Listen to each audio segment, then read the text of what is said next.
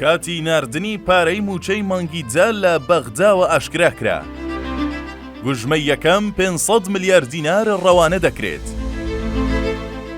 شاندی وەزارەتی دارایی حکوومەتی هەرێم لە بەغدان و بەردەوام دەبن لە گفتوگۆکان لەسەر پرسی موچەی مانگی جە و راپۆرتی کۆتایی خەرجی و داهات. شاندەکە بە سەرۆکایەتی دارا ڕەشید وەزیری پلاندانانە. بە پێی زانیاریەکانی تیوار لە دوو ڕۆژی داهاتوودا ناردنی پارە لە بەغداوە بۆ موچەی مانگیدا دەست پێ دەکات.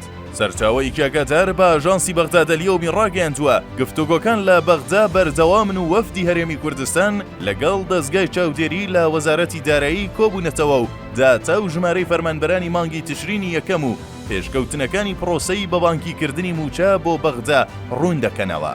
دەشڵێت لە مانگی ڕابردوودا ژمارەی مامۆستا و موچەخۆرانی پەروەردە زیادی کردووە و هەوڵی حکوومەتی هەرێمیش بەو جۆرەیە ناویە و مامۆستایانەی لە فەرمانبەرانی حکوومەتی هەرێم دانراون بەرز بکاتەوە بۆیە پێدانی موچە دواکەوت.